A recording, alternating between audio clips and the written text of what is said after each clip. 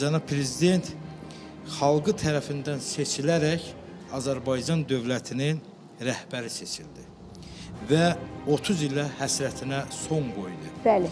Cənab Prezident İlham Əliyev seçkilər günündə də, and içmə mərasimində də nə demişdi, ondan artıq etdi.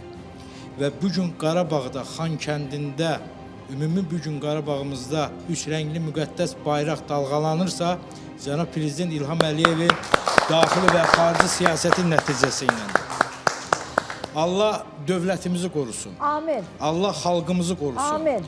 Bəli, bugün Ulu Öndər Heydər Əliyevin siyasətinin davamçısı İlham Əliyev Heydəroğlu bütün dünyaya sülhü yaradan şəxs kimi tanındı.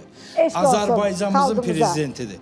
Və bir dənə də balaca bir təbrikimiz var, xahiş edirəm. Buyurun. Azərbaycan Respublikamızın prezidentin köməkçisi Hikmət Hacıyevin də bugün doğum günüdür. Nə gözəl. Hikmət Hacıyevi də doğum günü münasibətilə səmimi qəlbdən təbrik edirik.